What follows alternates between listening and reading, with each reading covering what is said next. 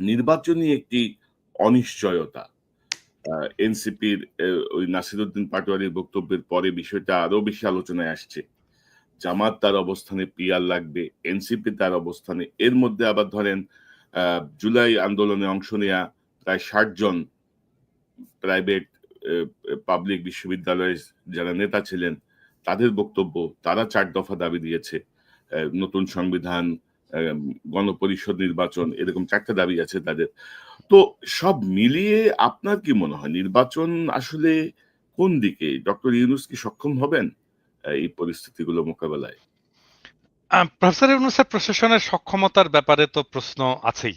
সেটা আমারও আছে যে আদৌ তিনি প্রস্তুতি সম্পন্ন করতে পারবেন কিনা। বিশেষ করে আইন শৃঙ্খলা পরিস্থিতির যে অবস্থা, পুলিশ বাহিনীর যে অবস্থা, তার পুলিশ বাহিনীর যে ইন্টারনাল মোটিভেশনের যে অবস্থা, সেটা সবকিছু মিলে আম নির্বাচন অনুষ্ঠানের মতো অম প্রস্তুতি উনার আছে কিনা সেটা একটা প্রশ্নের বিষয়। কিন্তু আমি যেটা ব্যক্তিগতভাবে মনে করি যে প্রফেসর ইউনূস নির্বাচনের যেই ডেডলাইন দিয়েছেন এবং রাজনৈতিক দলগুলো যেই ডেডলাইনটা মেনে নিয়েছে, সেই ডেডলাইনকে সামনে রেখেই আমাদের আগানো উচিত এবং সেটাই আমাদের লক্ষ্য হওয়া উচিত যেন নির্বাচনটা নির্বিঘ্নে ফেব্রুয়ারির মধ্যেই সম্পন্ন হয়ে যায়। সেটা আমাদের সকলের চাওয়া উচিত। কিন্তু এটা আসলে করতে পারবেন কিনা এটা আমি জানি না এটা এটা কিভাবে এগোবে সামনের দিনগুলোতে কিভাবে এই পরিস্থিতিটা অগ্রসর হবে সেটার উপরে ডিপেন্ড করবে যে উনি আসলে এটা এগোতে পারবেন কিনা। প্রথম যে বিষয়টা নিয়ে উনাকে নজর দিতে হবে সেটা সেটা হচ্ছে যে উনি কিভাবে নির্বাচনটা করবেন। আমার একটা প্রস্তাব ছিল নির্বাচন অনুষ্ঠানের জন্য। সেটা হচ্ছে যে নির্বাচন যদি আমি একই দিনে সারা দেশে করতে চাই সেটা প্রবাবলি সম্ভব হবে না। আমি বলেছিলাম যে এটা ভাগ করে ধাপে ধাপে আম তাহলে আমি আমার রিসোর্সটাকে আমার আইনশৃঙ্খলা বাহিনীকে একটা জায়গায় মোবিলাইজ করতে পারতাম। নির্বাচন কমিশনকে একটা জায়গায় মোবিলাইজ করতে পারতাম। প্রশাসনকে একটা জায়গায় মোবিলাইজ করতে পারতাম। আমি সেখানে সর্বাঙ্গ সুন্দরভাবে সেই নির্বাচনটা করে সিলগালা করে আমি ব্যালট বাক্সগুলো রেখে দিলাম। তারপরে আমি নেক্সট জায়গায় গেলাম। এইভাবে একটা দীর্ঘ সময় ধরে ইন্ডিয়াতে এভাবে ইলেকশন হয়। তাহলে হয় আমাদের এম আমাদের নির্বাচনটাকে আমরা শান্তিপূর্ণভাবে এবং সুশৃঙ্খলভাবে সম্পন্ন হয়তো করতে পারবো। আমি জানি না এই পরিকল্পনা ওনারা নিচ্ছেন কিনা। আমি একমাত্র দেখি যে নির্বাচন সম্ভব যদি ধারাবাহিকভাবে বিভিন্ন সেন্টারে এইভাবে নির্বাচন করে একটা নির্দিষ্ট সময় ধরে নির্বাচন করে নির্বাচনটা সম্পন্ন করা যায়। কারণ আমাদের যে নাম্বার অফ সেন্টার আর আমার যে আইন শৃঙ্খলা রক্ষাকারী বাহিনীর সংখ্যা এই দুইটা তো এক না। মানে তাহলে দেখা যাবে আমি একটা সেন্টারে হয়তো ২ জন বা ৩ জন আইন শৃঙ্খলা রক্ষাকারী সমিতির সদস্যদেরকে দিতে পারবো। তাহলে তারা কি সেখানকার আইন শৃঙ্খলা রক্ষা করতে পারবে? এটা সম্ভব? এটা তো সম্ভব হবে না। এবং দাদা ধরেন বাস্তব অবস্থায় আমরা যদি দেখি যে ইলেকশন কমিশন মানে আমি তো দেখছি যে তারা ড্রোন কিনবেন নির্বাচন কেন্দ্র পর্যবেক্ষণের জন্য। তারা বডি ক্যাম কিনবেন। মানে খরচের ধান্দা আর এটার কি হবে? আপনি ড্রোন দিয়ে দেখলেন আরকি। দেখে কি করবেনটা কি তারপরে আপনি? কি হলো? মানে কি আপনি করা বডি যাবে? ক্যাম কিচ্ছু দিলেন করা যাবে আরকি। তারপরে কি? মানে এইটা তো ধরেন এখন যে অবস্থা, তো এটা নিয়ে আমরা আসি যে ইলিয়াস আপনি কি মনে করেন? ডক্টর ইউনূসের এই নির্বাচনের সক্ষমতা বা নির্বাচন নিয়ে আপনি কি মনে করেন? পরিস্থিতি কি? না কনক ভাই ধরেন নির্বাচন নিয়ে একেকজন একেক কথা বলে। আ আ মানে আপনি নির্বাচন ছাড়া ডক্টর ইউনূস কি সারা জীবন থাকবে ক্ষমতায়? মানে এটা তো শেখ হাসিনা না, তাই না? এবং আমার মনে হয় না যে শেখ হাসিনার মতো করে গায়ের জোরে কেউ নির্বাচন ছাড়া বাংলাদেশে থাকার চেষ্টা করবে। ডক্টর ইউনূসের তো সেই ইচ্ছা নাই। অন্য কেউ ভবিষ্যতে চেষ্টা করবে আমার মনে হয় এটা অদূর ভবিষ্যতে বাংলাদেশের ইতিহাসে আর সম্ভব না। বাংলাদেশের ইতিহাস অন্যভাবে লেখা হয়ে গিয়েছে এবং বাংলাদেশের মানুষ বুঝিয়ে দিয়েছে যে আমরা লড়াই করতে পারি। এই এই ধরনের লড়াই নিকট অতীতে বাংলাদেশ তো বহু পরের কথা। পৃথিবীর ইতিহাসে কোথাও ঘটে নাই। একজন মানুষকে আমি নিজে আমার কথা বলি, আমার বন্ধু হোক, আমার ভাই হোক আর যেই হোক, আমার সামনে তার বুকে গুলি করছে আর আমি তাকে ধরে তারপরে নিয়ে আসবো, এই সাহস বোধহয় আমার হবে কিনা আমি জানি না। এটা বাংলাদেশের মানুষ দেখিয়েছে। এবং আজকে বাংলা এডিশনে একটা নিউজ গিয়েছে। আপনি ঢাকা মেডিকেলের কয়েকজন ডাক্তারের বক্তব্য নিয়ে যে ওই সময়ে কি হতো জুলাইয়ের ওই সময় যে মানুষ যখন যেত, একজন মা তার সন্তানের মাথার খুলি তার হাতে করে নিয়ে গিয়েছে। যে স্যার আমার আমার আমার এই সন্তানের খুলিটা আপনি মাথায় ইয়ে করে, ওর নিঃশ্বাস ছিল নাকি তখনও। বলছে এটা করে দেন। আরো বিভৎস সব ঘটনা তিনি ডাক্তার বলছিলেন, বাংলা এডিশন আজকে নিউজে এসছে। তো সেখান থেকে আবার ওই যেই খাতাটা, আমার যে ভর্তির যে ইয়েটা থাকতো, এটা কি বলে, মানে লগবুক যেটা, লগবুকটা সেটাকে রেজিস্টারটা আবার গোয়েন্দা সংস্থার লোকজন গিয়ে ডাক্তারদের কাছ থেকে নিয়ে এসেছেন। যে কারণে সঠিক তথ্যটা ডাক্তাররাও জানেন না যে কি পরিমাণে মানুষ মারা গিয়েছেন, আহত হয়েছেন। এটাই তো বাংলাদেশের ইতিহাস। তো ২৪ কে এত ছোট করে দেখেন। আমরা ৭১ এর সাথে মিলাইতে চাই না। কিন্তু ২৪ কে যারা ছোট করে দেখে, এইটাই বাংলাদেশের মুক্তি। ওই সময় আমাদের হাফ স্বাধীন হয়েছিল। দেশ এখন পূর্ণ স্বাধীনতা পেয়েছি আমরা ২৪ এর মাধ্যমে। সো আচ্ছা, একটা ইন্টারাপ্ট করি ইলিয়াস, একটা ইন্টারাপ্ট করি। জি। আমরা ৭১ এর সাথে মিলাতে চাই না কেন? না ৭১ এর মানে ওইটা গেলে অনেক তর্ক আসবে। যেহেতু এখানে ধরেন এই স্বাধীনতা যুদ্ধটাকে যেভাবে করা হয়েছে, ডক্টর ইউনূসও যদি চাইতো, গত ১ বছরে কি সম্ভব ছিল না দাদা? যে আমাদের কতজন মানুষ মুক্তিযুদ্ধে অংশ নিয়েছিল, কতজন শহীদ হয়েছে, কতজন ধর্ষিত হয়েছে, কার আ এ আজকে আর না বললাম, কার আব্বারা হচ্ছে পাকিস্তানি মিলিটারি, এটা তো আমাদের খুঁজে বার করা দরকার। যে পাকিস্তানি মিলিটারিদের ঘরে কাদের পয়দা হুয়া, এটা জানা দরকার না? এটা জানুক, আমাদের জানাক। আমরা চাই তো মানে এটা হাসির তামাশার বিষয় না। ২ লক্ষ মা বোনের ইজ্জত। এটা বিশাল আকারের একটা অভিযোগ। আপনি সেটা করেন। খুঁজে বের করেন। আমরা তো চাই। সো সেটা তো সম্ভব না। আমি জানি না এটা আদৌ সম্ভব কিনা, করবে কিনা। কেউ তো করে না। ইলিয়াস, মানে আমার আগামী কালকে একটা বোমবাস্টিং এপিসোড আসবে মুক্তিযুদ্ধের নিহতের সংখ্যা নিয়ে। আমি এটা এখনই বলতে চাই না স্পয়লার দিয়ে। আমার বিশ্বাস এই ভিডিও দেখার পরে আমাদের অনেকের চোয়াল খুলে পড়ে যাবে আর কি।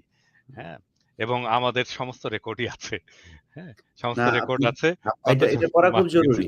এটা খুব করা জরুরি। আমি বাংলা এডিশনকেও বলেছি যে প্রতিটা জেলায় গিয়ে এই পুরো খোঁজ নিয়ে আসতে, এবং যাদের কথা বলা হয়েছে যে যারা ধর্ষণ হয়েছে, তারপর অনেক মানুষ মারা গিয়েছে বলা হচ্ছে, এই জায়গাগুলো আসলে কতটা সঠিক, কিভাবে ইতিহাসকে দূষিত করা হয়েছে, এই জিনিসগুলো আমার মনে হয় এই কাজগুলো করলে উঠে আসবে। যে কারণে বললাম যে ওই সময়টা না আসা পর্যন্ত আমরা ২৪ এর সাথে তুলনা করতে চাই না। কোনটা বড় কোনটা ছোট সেটা। আমার জন্য ২৪ই সব। আমার জন্য ২৪ই স্বাধীনতা। আমার জন্য ৫ আগস্ট হচ্ছে বিজয় দিবস। সো এটা আমি মানতে চাই। এখন যারা দেখেছেন ৭১ তারা বলতে পারবেন কতটা যুদ্ধ হয়েছিল সারা দেশে। আমি ইলিয়াস একটা খুব বেসিক একটা তর্ক হাজির করতে চাই। মানে বাংলাদেশের মানুষ স্বাধীন হতে চায়, এটা যদি ১৯৭১ এর আকাঙ্ক্ষা হয়ে থাকে, তাহলে ইন্ডিয়া এসে আমাদেরকে স্বাধীন করে দিয়ে যেতে পারে কি? না। সেটা তো পারে, মানে করে দিয়ে যেতে পারে। এক দেশ আরেক দেশকে সহযোগিতা করলে করতে পারে। না, এক দেশ মানে আমাকে আরেকজন স্বাধীন করে দিয়ে যেতে পারে না। না, আমি বলছি যে তারা যদি সহায়তা দেয়, সামরিক সহযোগিতা দেয়, সেটা ঠিক আছে। কিন্তু তারা তো বলছে যে এটা হচ্ছে তাদের সাথে যুদ্ধ। তারা তো বলেনি আমরা বাংলাদেশকে স্বাধীন করতে। তারা ১৫ই আগস্টকে তারা এই কি বলে, এই ১৬ই ডিসেম্বরকে তারা ইন্ডিয়া আমাকে স্বাধীন করে দিয়ে যদি যায়, সেটা স্বাধীনতা না। না। আমার খুবই মৌলিক একটা প্রশ্ন। ভারত যদি আমাকে স্বাধীন করে দিয়ে যায়, সেটা আমার স্বাধীনতা না। দাদা ওইটা না তো, আপনি আরো পিন পয়েন্টে বলতে পারেন যে আমাদের বিজয় দিবস ১৬ই ডিসেম্বর, ওই দিন আমাদের দেশ স্বাধীন হলো। ওই ১৬ই ডিসেম্বরের অনুষ্ঠানে আমার দেশের কে ছিল? একজনের নাম বলেন। ছিল না কেন? এটা কিসের আমার স্বাধীনতা? ইলিয়াস, আমরা অন্য তর্কে চলে যাচ্ছি। আমরা অন্য তর্কে চলে যাচ্ছি, কারণ এটা খুবই স্টিমুলেটিং তর্ক। গুরুত্বপূর্ণ এই তর্কগুলো আমাদেরকে করতে হবে। জানা দরকার। খুব গুরুত্বপূর্ণ আলোচনা। এটা নিয়ে আমরা হয়তো অন্যদিন আরো বিস্তারিত পরিসরে বসতে পারি প্রস্তুতি নিয়ে। আমার মনে হয় যে আমরা আজকে না, করতে হবে এটা। কনক, এটা করতে হবে। এটা আমরা করতে চাই। এটাকে খুব সহজে যেভাবে সামারাইজ করা যাইতে পারে সেটা হচ্ছে যে, ধরেন আমি মনে করি অনেক মানুষের এটা নিয়ে, আমি নিজে আমার সত্যি কথা বলি, আমি যতদিন পর্যন্ত ধরেন ইভেন ২০১২ সাল পর্যন্ত এই গণজাগরণ মঞ্চের পর থেকে অনেক কিছু দেখছি, বুঝছি। কিন্তু এর আগ পর্যন্ত আমার ভেতরে একটা ছিল যে পাকিস্তানিরা এত বদমাইশ ছিল, এত পরিমাণে মানুষকে আমাদেরকে মারলো, এত মা বোনকে, মানে ৩০ লক্ষ আর ২ লক্ষ শুনতে একদম ছোট থেকে বড় হয়েছে। কিন্তু আমি খুব স্বাভাবিক একটা ইকুয়েশনের দিকে যাই ধরেন আমি মনে করি যে ৩০ লক্ষ মানুষ মারা গিয়েছে। ৩০ লক্ষ মানুষ যদি মারা যায় তাহলে ৩০ লক্ষকে আমি ৬৮,০০০ দিয়ে ভাগ দেই। ৬৮,০০০ দিয়ে ভাগ দিলে একেক গ্রাম প্রতি কয়জন করে পড়ে আপনি হিসাব করেন। আপনার হ্যাঁ, গ্রামে তবে না। তবে আ ইলিয়াস আমি আপনাকে শুধু একটা বিষয় এড করি যে মার্কিন যুক্তরাষ্ট্রের যে গোপন দলিল, সেই হুম। দলিলে কিন্তু মৃতের সংখ্যা ৩ লক্ষ কিন্তু মেনশন করা আছে। ৩ লক্ষ। এটা একেবারে ওদের কনক, কনক এটা আমি ৩ মানি না। লক্ষ ৩ এটা আমি মানি লক্ষ না। যদি মিলায় দিতে পারে, মানি ৩ না। লক্ষ যদি মিলায় দিতে পারে, কান কেটে আমি কুত্তাকে খিলাবো। জীবনেও না। বগুড়ার ভাষায় বললাম আরকি। আচ্ছা, জীবনেও করা যাবে না। আমরা আমরা এই প্রসঙ্গটা নিয়ে আরেকদিন অন্যদিন একটু বসি বিস্তারিত কোথায় কি তথ্য আছে এটা আলোচনা হওয়া দরকার। তো দাদা আমরা যদি এই নির্বাচন প্রসঙ্গে যদি একটু আবার থাকি যে ধরেন আমরা দেখছি যে জামাতে ইসলামী ধরেন পিয়ার নিয়ে কিন্তু একটা স্ট্রিক্ট অবস্থানে চলে গেছে। যে তারা কোর্টে যাবে, তারা আ এটা মানবে না, ওইটা মানবে না। জামাতের সঙ্গে এনসিপিও অনেকটাই একমত। তো জামাত কি কোনো ঐতিহাসিক ভুলের মধ্যে আবার যাচ্ছে? মানে ধরেন যে আপনি আমরা ৯৬ এ ৮৬ র একটা ঘটনা দেখলাম। ৯১ তে বিএনপির সঙ্গে জোটবদ্ধ ছিলেন। ৯৬ তে এসে আবার বিএনপির বিরুদ্ধে মাঠে নামলেন। গত ১৬ বছর ধরে একসঙ্গে আন্দোলন করলেন। বিএনপি জামাত তো একটা মানে প্রবাদ মানে প্রেইজ ওয়ার্ড হয়ে গেছিল না? যে আমাদের একটা ইয়ের মতো। তো এখন এসে দেখা গেল যে ইয়ের পরপরই দেখা গেল যে ২ জনের মধ্যে বিশাল দ্বন্দ্ব। তো মানে বিএনপি ভুল করছে, জামাত ভুল করছে। মানে আ এটা তো হওয়ার কথা ছিল না আরকি না? যে ফ্যাসিবাদ বিরোধী যে শক্তিটা এদের মধ্যে একটা ঐক্য দরকার ছিল। হঠাৎ করে কোথায় খেলা হচ্ছে? কি মনে করেন আপনি? না, এখানে তো অনেকগুলো প্রশ্ন করলেন। আপনি যদি পিআর এর প্রশ্নটা বলেন, পিআর প্রসঙ্গে আমার ভেরি স্পেসিফিক পলিটিক্যাল স্ট্যান্ড আছে এবং হুম। আমি পিআর ইস্যু নিয়ে ২ টা এপিসোড অলরেডি করেছি। আমি আরেকটা এপিসোড রেডি করছিলাম, জাস্ট মায়া করে করিনি। কারণ এই এপিসোডটা রেডি করলে জামাত ইসলামের লোকের খুব মাইন্ড করবে আমার উপরে আরকি। কারণ আমি যদি ওই এপিসোডটা করতাম, তাহলে জামাতে ইসলামের কোনো চান্স ছিল না কোনো আর্গুমেন্ট নিয়ে দাঁড়ানো। মানে পিআর পদ্ধতিটা বাংলাদেশের জন্যে একটা ডিজাস্টার হবে। একটা সিরিয়াস ডিজাস্টার হবে। অলরেডি উচ্চ কক্ষ একটা ডিজাস্টার হয়ে গেছে। এরপরে আবার এই পিআর একটা সিরিয়াস ডিজাস্টার হবে, মানুষের হাত থেকে ক্ষমতা চলে যাবে। হ্যাঁ, এখন যদি জামাত ইসলাম যদি একগুঁয়ে হয়ে একরোখা হয়ে যদি পিআর এর পক্ষে দাঁড়ায়, তাহলে তো আমাকে আবারও একগুঁয়ে হয়ে একরোখা হয়ে এই পিআর এর বিপক্ষে মানুষকে বুঝাইতে হবে। হ্যাঁ? এবং আমার এপিসোড কিন্তু রেডি। আমার বিশ্বাস জামাতে ইসলাম পিআর জিনিসটা বুঝেইনি ঠিকমতো। আমি সরি টু সে যে এই বিষয়টা বুঝেনি। এবং এই পিআর করার ক্যাপাসিটি বাংলাদেশের ইনস্টিটিউশনালি নাই। এটা এক্সট্রিমলি কমপ্লেক্স সিস্টেম। এটা আমি বাদ দিলাম। এটা কমপ্লেক্সিটির ইস্যুটা বাদ দিলাম। ধরা যাক আমি এই কমপ্লেক্সিটিটাকে ম্যানেজ করতে পারলাম। কোনো না কোনোভাবে। কিন্তু এইটা বাংলাদেশের ডেমোক্রেসিকে, বাংলাদেশের স্টেটকে এবং বাংলাদেশের জনগণকে ক্ষমতাহীন করবে। এই বিষয়টা উনারা বুঝতে পারতেছেন না। এত বিজ্ঞ রাজনৈতিক দল উনারা যে কেন বুঝতে পারতেছেন না আমি এটা জানি না। আপনি দরকার হলে উনাদেরকে ডিবেটে ডাকতে পারেন আমার সাথে যদি মনে করেন। আমি কিন্তু শীর্ষ নেতাকে ডাকতে হবে একদম। আমি ওই রকম চুটকা ফাটকা নেতাদের সাথে আমি এটা নিয়ে আলাপ করব না। শীর্ষ নেতাকে ডাকেন, পিআর পদ্ধতি নিয়ে ডাকেন। আমি ডিবেট করতে, প্রকাশ্যে লাইভে ডিবেট করতে রাজি আছি। কিন্তু তাহলে জামাত কি আবার কোন ঐতিহাসিক ভুলের দিকে যাচ্ছে? যেটা ৮৬-৯৬ তে হয়েছে বা ৭১ এও মানে হঠাৎ করে একটা সিদ্ধান্ত মানে কেমন যেন একটা রাইট টাইমে এসে রাইট ডিসিশন নেওয়া বা রাইট স্রোতের পক্ষে থাকা মানে কেমন যেন তারা ইয়ে করে। এবারও কি এরকম কিছু হচ্ছে? ঐতিহাসিক কোন ভুলের দিকে যাচ্ছে মনে করেন?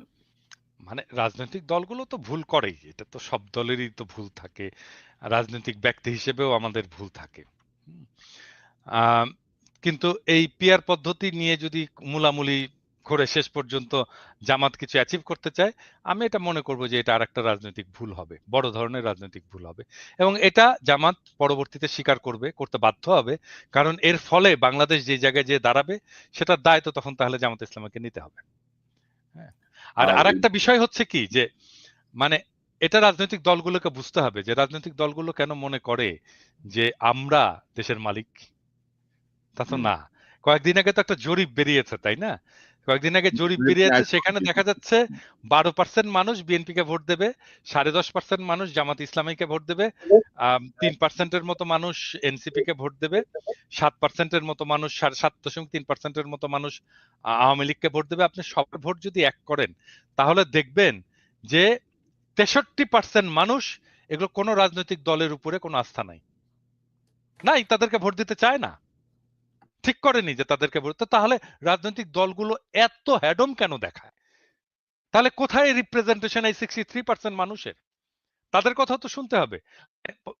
বুঝলাম যে মানে জামাত ইসলামীর একটা বিশাল একটা বুকের মধ্যে একটা লাল টুকটুকে আপেল আছে, আমাদেরকে আপেলটা দেখাক। আমরা কথা বলি, আমরা তো জামাত ইসলামীর শত্রু না, আমরা বিএনপিরও শত্রু না। তাদের ভিতরে লাল টুকটুকে আপেলটা আমাদেরকে দেখাক, আমরা একটু নেড়ে চেড়ে দেখি, একটু কামড় দিয়ে দেখি কেমন স্বাদ, মিষ্টি কিনা, কচকচে কিনা। তো আমি যেটা বলবো সেটাই করতে হবে। কেন? ওয়াই? জনগণের সাথে তো এনগেজ হতে হবে, আমাদেরকে বোঝাতে হবে তো।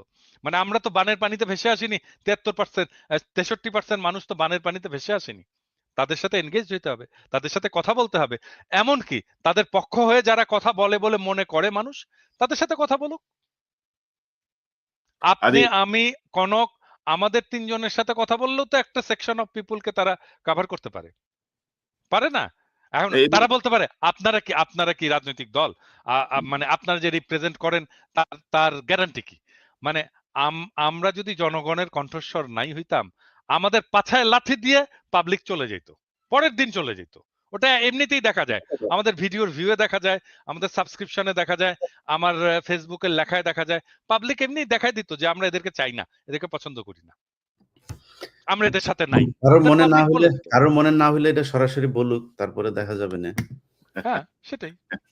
না, এখানে ধরেন এই জরিপটা কিন্তু আরেকটা জিনিস ইন্ডিকেট করছে যে একটা সময় ছিল না যে এবার ধানের শীষের জোয়ার, এবার দাঁড়িপাল্লার জোয়ার, এবার নৌকার জোয়ার। অর্থাৎ মার্কা থেকে মানুষের মন সরে গেছে কিন্তু। নট একদম, মার্কা। একদম। পুরোপুরি, এটা কিন্তু পুরোপুরি। তো মানে আমার মনে হয় যে রাজনৈতিক দলগুলোরও চিন্তা করার বিষয় আছে। কিন্তু এই মুহূর্তে ধরেন বিএনপি, জামাত, এনসিপি এই যে এতদিন ঐক্যবদ্ধ থেকে হঠাৎ করে তারা কেন এত বিভাজিত হয়ে পড়ল? এটাও কিন্তু একটা মানে প্রশ্ন জনগণের কাছে। ইলিয়াস, আপনি কি মনে করেন? এই যে জামাত কি কোনো ঐতিহাসিক ভুল করতেছে আবারও? বা এই যে বিভাজনটা? দাদা তো ওই অ্যাঙ্গেলে কথা বললই, আমি ওইটাতে আর না যাই, আমি একটু ঐক্যের কথা বলি ভাই। হুম, হুম, এটা হুম। হচ্ছে যে আ ১ম এই ১৫ই আগস্টে বিএনপির এবার যে ভূমিকা ছিল এটার জন্য বিএনপিকে অনেক ধন্যবাদ। এই একই ধরনের ভূমিকাটা জামাত ইসলামও নিতে পারত। আমার বিশ্বাস যে তারা মাঠে ছিল, কিন্তু সরাসরি কেন আসে নাই সেটা আমরা জানি না। একটা কথা পরিষ্কার করে বলি, এই ৫ই আগস্টের ঠিক আগের দিন রাতেও আপনারা জেলখানায় আপনাদের নিজেদের খাবার ভাগাভাগি করে খেয়েছেন। কোন দল এখানে ছিল না। আমরা ওই রাতে সারারাত আমার মনে আছে, তার আগের ২-৩ রাত, যেই রাতে আমি হারুনের ভিডিওটা ছাড়লাম, ওই রাত থেকে আমি আর ঘুমাইতে পারি না। কারণ আমি জানতাম যে এই হারুন এই এবার যদি এটার কোন পরিবর্তন না হইতো, হারুন আমার পুরো বংশ নির্বংশ করে ফেলত। আমি ঘুমাইতে পারিনি। তো আমরা সবাই তখন মানে একদম চাতক পাখির মতো আ দেশের দিকে তাকিয়ে থাকতাম যে বিএনপি, জামাত কারা কি করবে? মানে আপনাদের ভেতরে তো আমরা কোনো বিভাজন দেখি নাই। হঠাৎ করে এখন আমি যেটা লক্ষ্য করছি যে সবার ভেতরে না, কিছু নেতাদের মাঝখানে খুব অতি উৎসাহী কথাবার্তা বলে তারা নিজেদের ভেতরে একটা বিভাজন তৈরি করছে। দেখেন ভাই, বাংলাদেশে গত ১৫ বছরে আওয়ামী লীগ একটা জিনিস করতে পারে নাই। সেটা হচ্ছে একটা বলার মতো, তুলনা করার মতো একটা বিরোধী দল তারা তৈরি করতে পারে। অনেক চেষ্টা করেছে। সব শেষ নির্বাচনেও তারা ডামি ভোট-টোট দিয়া তারপরে চেষ্টা করেছে। পারে নাই। বিএনপি এবার যেটা পেয়েছিল, শক্তিশালী একটা বিরোধী দল পেয়েছিল।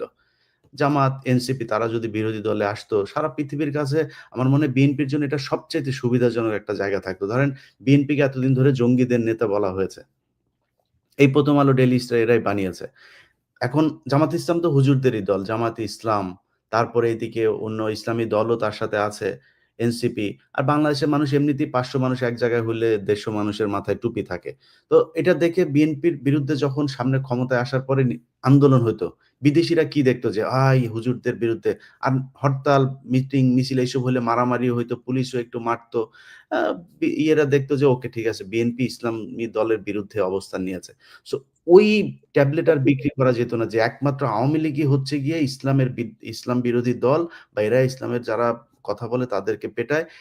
এই ন্যারেটিভ আর বাংলাদেশের কেউ তৈরি করতে পারত না। বিদেশীদের কথা বলছি। সো সেই পয়েন্ট থেকে বিএনপি একটা শক্তিশালী বিরোধী দল পেয়েছিল এবং সেই দল দিয়ে আমার মনে হয় তারা একটা নির্বাচন করতে পারত। না যদি ভালো না করতো ৫ বছর পরে তারা বিরোধী দলে আসতো। সমস্যা কি? বিরোধী দলে তো এই দেশে অনেকেই ছিল। কোনো সমস্যা হয়নি তো। যখন ফ্যাসিজম এই দেশে মাথাচাড়া দিয়ে উঠলো, তখন হচ্ছে গিয়ে মানুষকে গুম হইতে হয়, খুন হইতে হয়, মানুষ কথা বলতে পারে না। আ ঘর থেকে ঘরে ঘুমাইতে পারে না। যেগুলো হয়েছে আমরা দেখেছি। এখন সেই জায়গার চাইতে আমার মনে হয় ভালো জায়গায় আছে। আমি যদি কাউকে জিজ্ঞেস করি আপনারা ২ জন আমার সাথে আছেন। আ কনক ভাই কালকে ফোন দিলাম। কনক ভাই বলছিল, "ইলিয়াস খুব খারাপ অবস্থা। এই গত মাসে খুব টেনে-টুনে ঘর ভাড়া দিয়েছে।" এ আমাদের এখনো ক্রাইসিস আছে। আমরা অনেক সমস্যার ভেতরে আছি। আমি আমার ২ ছেলেকে নিয়ে কালকে বাজারে গিয়েছি। মানে টার্গেটে গিয়েছি। যাওয়ার পরে আমার বড় ছেলে আমাকে জিজ্ঞেস করছে যে, সে একটা খেলনা কিনেছে। খেলনা কিনার পরে তো আমার এই আপনার ওর যেই দামের জিনিসটা কিনেছে, ওর মাথায় কি কাজ করেছে আমি জানি না। যখন ক্যাশে এসছি, তখন ও বলতেছে যে, "আব্বু আ এই এই" ও না, আমার পকেট থেকে কিছু টাকা বের করেছে। তো আমার পকেটে প্রায় $৭-৮ টা $১০০ এর নোট। ও তখন বলল যে, "আব্বু তোমার কাছে কত টাকা আছে?" ঠিক আছে? আমি বললাম যে, "এই যে 700 এর" আমি বললাম, "কত ডলার দরকার তোমার?" "সব আছে। তুমি যেটা চাবা সেটা।" "তাহলে আমি আবার দিব।" আবার গিয়ে সে কিনে এসে।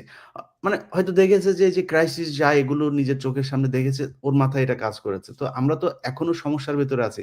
তারপরেও যদি জিজ্ঞেস করি, পিনাকিদার শরীর অসুস্থ, উনি বেড রেস্টে আছেন, হসপিটালে ছিলেন। এর মাঝখানেও যদি জিজ্ঞেস করি যে, "দাদা আমরা এখন কেমন আছি?" আমার মনে হয় ৫ তারিখের চাইতে ১,০০০ গুণ ভালো আছি। এবং এই কথাটা বিএনপি এবং জামাতের এই যে নয়ন ভাই মাঝখানে একটা করল, "তুমি কে, আমি কে, বাঙালি, বাঙালি।" নয়ন ভাই, এই তুমি কে, আমি কে, বাঙালি, বাঙালি নাকি তুমি কে, আমি কে, বাংলাদেশী, বাংলাদেশী এটার জন্যই জিয়াউর রহমানকে জীবন দিতে হয়েছে। এটার জন্যই আপনাদের এই গত ১৫ বছর জেলখানায় ছিলেন। সো আপনি যদি বাঙালি হয়ে যান, মুসলমান না হইতে পারেন, তাহলে তো আপনি এই আন্দোলন যেটা করলেন এটা করার কোন দরকার ছিল না। আপনি তো ভালো থাকতে পারতেন। আগেই আওয়ামী লীগে যোগ দিতেন। বাঙালি হইলে তো সমস্যা। না বাঙালি হওয়া ওই মানে তো আমরা ভারতীয়। তো ইলিয়াস বিষয়টা হচ্ছে ওইটাই যে ধরো হাসিনা মুক্ত বাংলাদেশ এটার থেকে বড় শান্তি আর বড় অর্জন আর কিছু হতে পারে না। এরকম একটা রাইট। ফ্যাসিবাদ যে সরবে, বিএনপি হাসিনা পালাইছে এটা বিএনপি নেতাদের বুঝতেই আপনার ১০-১৫ দিন সময় লেগে গেছে। হুম, যে হুম। আদৌ গেছে কিনা, আদৌ সম্ভব কিনা এটা। তো একই অবস্থা ভাই, একই অবস্থা আমাদেরও। কিন্তু আমি সেই কথাটাই বলছি যে বিএনপি এবং জামায়াত এই ২ টা দলের ভেতরে আপনাদের কাছে অনুরোধ থাকবে, ভাই আপনারা ২ দল একসাথে তো ক্ষমতায় যাইতে পারবেন না। যেকোনো একজনকে ক্ষমতায় যেতে হবে। আপনাদের ভেতরে অনেক কিছু হবে, মারামারি হবে, খুনোখুনি হবে। এই দেশে হয়েছে রাজনীতি নিয়ে। ডিশ ব্যবসা নিয়ে প্রতি মাসে ২-৪ জন মানুষ মারা যায়। সো আপনাদের দেশের ক্ষমতা নিয়ে তো গ্যাঞ্জামে মানুষ মারা যাবেই, যুদ্ধ হবে, অনেক কিছু হবে। বাট একটা পয়েন্টে আপনাদের কাছে অনুরোধ, আমি আমার জায়গা থেকে পিনাকির জায়গা জায়গা থেকে বা কনক সারোয়ারের জায়গা থেকে সবার একটাই আমার মনে হয়। আমি বিএনপি মহাসচিবের বিরুদ্ধে ৫ তারিখের পরপর কথা বলেছি কেন? আপনার বুকের ভেতর চিনচিন করে শেখ মুজিবের জন্য, এইজন্য। অতএব আওয়ামী লীগ এবং ইন্ডিয়ার জায়গাতে যদি আপনারা টাচ না করেন, অন্য যা বিষয় নিয়ে আপনারা সারাদিন বিরোধ করেন, একবার আপনারা আসবেন, একবার ওরা আসবে বা এভাবে চালান। তারপরেও ভালো থাকবেন। এখন কিন্তু কেউই ক্ষমতায় নাই। বিএনপিও নাই ক্ষমতায়, জামাতও নাই। সো তারপরেও ভালো আছেন। অন্তত এইটুক ভালো থাকবেন। ঘরে ঘুমাইতে পারবেন। পুলিশ আপনার বাসায় যায় না এখন। গুম হওয়ার ভয় নাই। শেখ হাসিনার মতো তুলে নিয়ে যাবে না যেকোনো সময়। সো এই জায়গাগুলো অন্তত আল্লাহর কাছে শুকরিয়া করেন। এবং ২ টা দলই আপনাদের কাছে অনুরোধ। এই কাদা ছুড়াছুড়ি এবং এনসিপি কেও বলব যে কেউ কারোর বিরুদ্ধে কাদা ছুড়াছুড়ি বাদ দিয়ে একটা পয়েন্টে আসেন, ভোট হবেই এই দেশে। ভোট নিয়ে কোনো ভয় নাই। ভোট হইতেই হবে।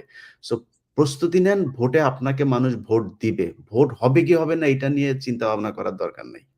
তো দাদা একটা প্রসঙ্গে যেতে চাই। মানে এনসিপির প্রসঙ্গের পরে আমি একটু ইউনূস সরকারের প্রসঙ্গে যেতে চাই। ধরেন এনসিপির বিষয়টা আপনি কি দেখতেছেন? মানে ধরেন এরা মানে আমি আসলে এদের হিসাব মিলাইতে পারি না। ধরেন আমি যদি ২-১ টা কথা বলি, ধরেন আসিফ মাহমুদ অ্যা যে কয়দিন আগে ধরেন ১ বছর আগে যে ধরেন বুলেটের সামনে দাঁড়ায় গেছে যে গুলি খাবো, সে এখন পুলিশ প্রটোকলের মধ্যে তার ব্যক্তিগত অস্ত্র ক্যারি করতে হয়। ভাই তার তো সব জায়গায় সে প্রটোকলের মধ্যে, সিকিউরিটির মধ্যে। তারপরেও তার ব্যক্তিগত অস্ত্র লাগে। তারপর সে ধরেন এই যে হাঁসের মাংস খায়, নীলা হোটেল নাইলে ওয়েস্ট ইন্ডিজে যেয়ে খায়। হুম। মানে আমি বুঝলাম না আরকি। তাদের জুলাই সনদ ঘোষণা হয়, তাদের নেতাদের অবকাশের জন্য তারা চলে যায় কক্সেসবাজারে।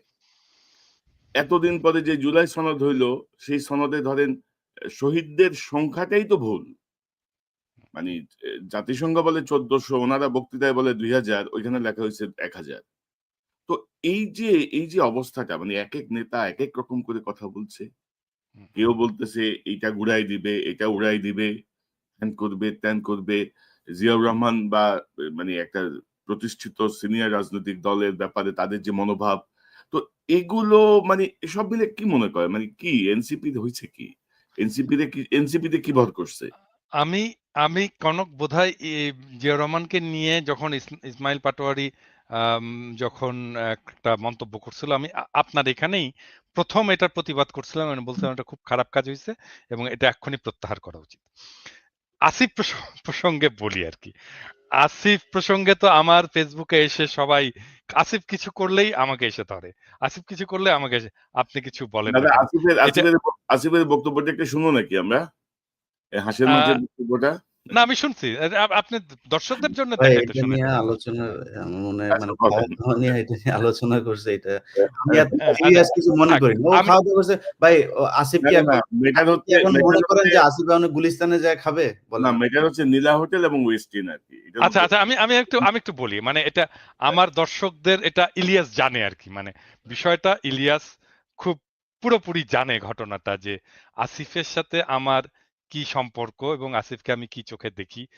আম মানে আসিফ যখন প্যারিসে আসলো আরকি, ওকে যখন আমি ১ম দেখলাম, আ ও ছিল ১ম মানুষ যে এই বিপ্লবী ছাত্রদের একজন প্রতিনিধি। হ্যাঁ? ও যখন আমার সামনে আসলো, আমি এটা বিশ্বাস করতে পারিনি যে আমি আসিফকে দেখতেছি। আমি ওকে জড়ায় ধরলাম এবং জড়ায় ধরে কাঁদতে শুরু করলাম। হ্যাঁ? এবং কান্না এবং আসিফও ঠায় দাঁড়ায় থাকলো। আমি জানি না আমি কতক্ষণ কাঁদছিলাম। বোধহয় ১০-১৫ মিনিট কাঁদছিলাম। আসিফ ঠায় দাঁড়ায় থাকলো এবং আমার এই কান্নার এটার একটা ছবিও বোধহয় আছে। আমি আপনাকে দেব।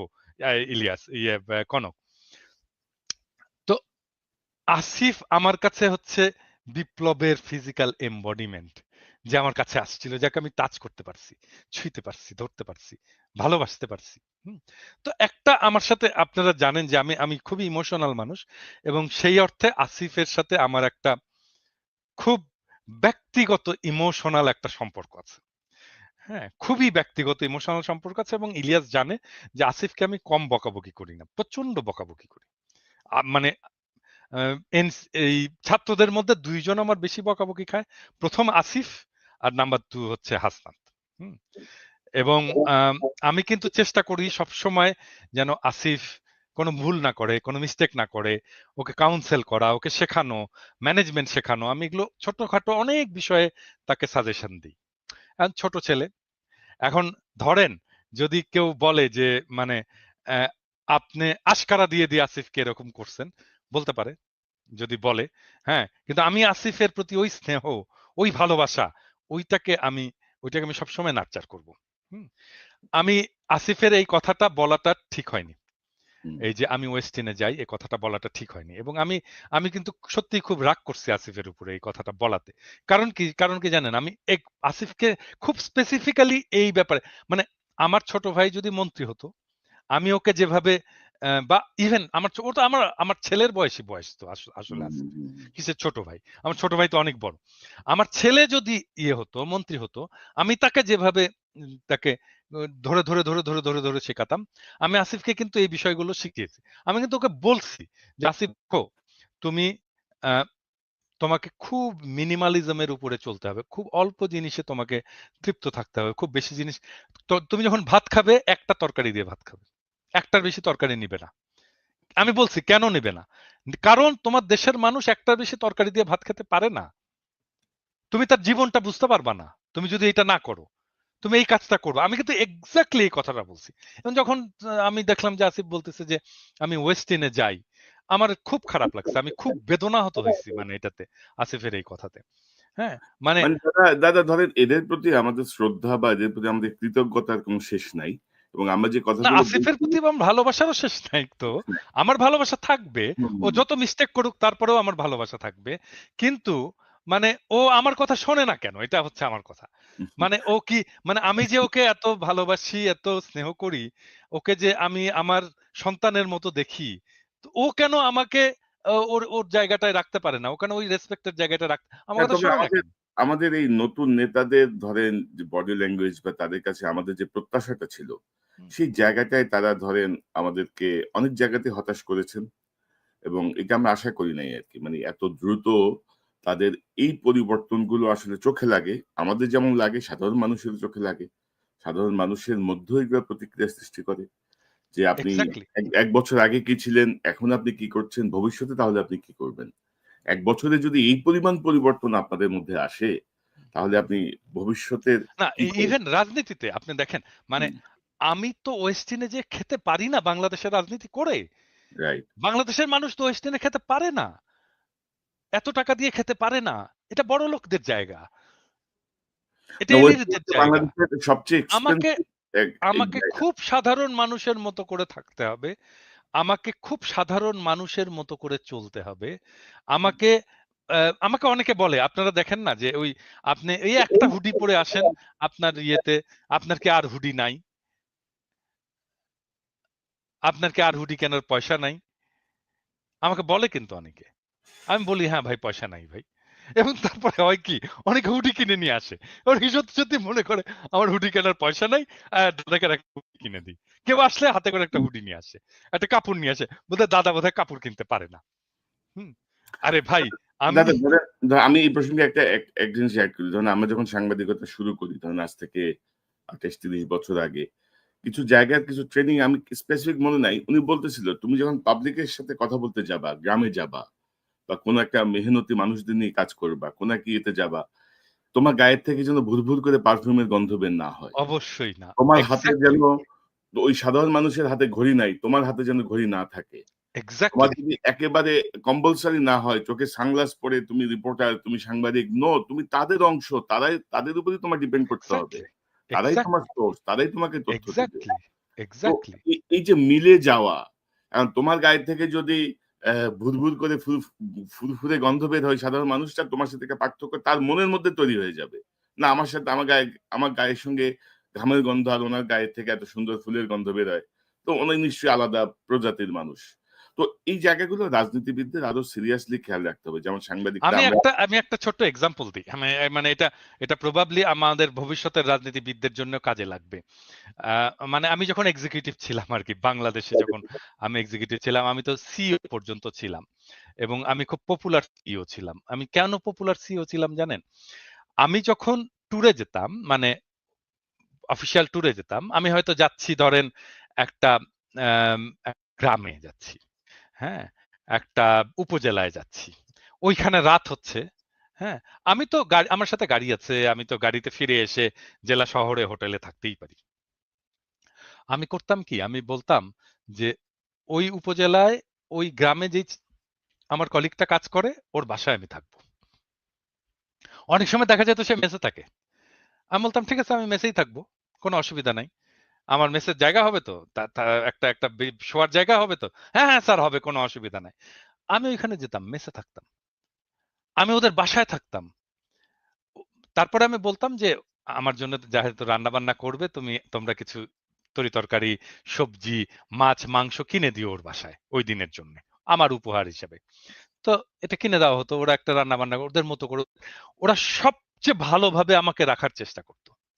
কিন্তু আমি যেটা পেতাম, হ্যাঁ? আমি কিভাবে থাকতাম সেটা বড় কথা না।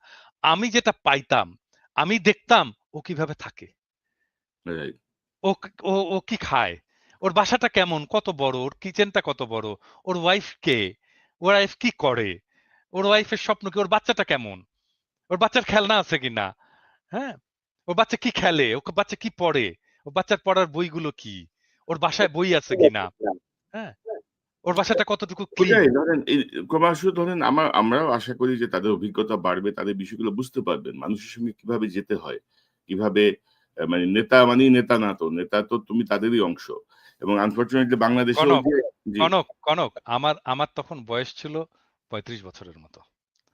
হ্যাঁ, এটা অনেক বেশি বয়সের ব্যাপার না। হুম, এটা হুম, এই হুম, এই- এই ব্যাপারটা এগুলো কিন্তু আমাদেরকে পলিটিক্যাল ট্রেনিং এ কিন্তু পলিটিক্সে আমরা শিখে আসছি। তো রাজনীতি করে আসছি, ছাত্র রাজনীতি। ছাত্র রাজনীতিতে এভাবেই শিখে আসছি আমরা। হুম। এভাবেই শিখে আসছি। কিভাবে কিভাবে মানে আমি এখানে বলতে আপনার সময় থাকলে আমি বলি এখানে। চাঁদার কথা আসছে তো। আমি তখন 4th ইয়ারের ছাত্র রাজশাহী মেডিকেল কলেজে। এবং এটা বোধহয় কেউ জানে না, কিন্তু আমি বলে রাখি যে আমি বাংলাদেশের কমিউনিস্ট পার্টির ইতিহাসে সবচেয়ে কম বয়সী ফুল মেম্বার। সবচেয়ে কম বয়সী বাংলাদেশের কমিউনিস্ট পার্টির ইতিহাসে আমার বয়সী ফুল মেম্বার পার্টি মেম্বার ছিল না। আমি একমাত্র, এবং প্রবাবলি এখনো পর্যন্ত আমি একমাত্র। তখন আমি 4th ইয়ারের ছাত্র, পার্টির ফুল মেম্বার। তো আমাকে ওই সময় 88 সালে একটা বন্যা হয়েছিল বাংলাদেশে, পুরো বাংলাদেশে বন্যা হয়েছিল, রাজশাহীতেও বন্যা হলো। আমাকে পার্টি দায়িত্ব দিল যে আমাকে চারঘাট এলাকায় আম, বন্যার ত্রাণ চালাইতে হবে। মানে ওখানে খাবার নিয়ে যেতে হবে, কাপড় নিয়ে যেতে হবে, ওগুলো করতে হবে। তো আমি বললাম যে কিভাবে করব? বললো এটা তোমার উপরে। মানে আমি বললাম যে আমার রিসোর্স কোথায়, টাকা পয়সা কোথায়? তোমার উপরে। মানে আমাকে চিন্তা করতে হবে আমি কিভাবে আমার আমার এই ইয়ে করব, আমার এই রসদ জোগাড় করব এবং ওখানে নিয়ে যাব। আজকে আমি বলতে পারি আমার চালানো ত্রাণ কর্মকাণ্ড আমাকে পার্টি থেকে একটা পয়সা দেয়নি, একটা পয়সা না। আমার চালানো ওই ত্রাণ কর্মকাণ্ড চারঘাটের মানুষ প্রবাবলি এখনো মনে করতে পারবে যে ওই মেডিকেল কলেজের একটা ছেলে এসে এখানে এসে ত্রাণের কাজ চালাই গেছে। কিভাবে করছি জানেন? আমি চিন্তা করলাম যে আমি করব কি, আমার কাছে কোনো টাকা পয়সা নাই, আমি করবোটা কি? তো চিন্তা করে বের করলাম যে আমি যে লোকালিটিতে থাকি মেডিকেল কলেজের আশেপাশে, ওইখানে বাসায় বাসায় গেলাম আর কি। যে বললাম যে ভাই, আমি মেডিকেল কলেজের ছাত্র, চেনেন তো আমাকে। আমি আমি চারঘাটে ত্রাণ করতে যাব, কালকে যাব।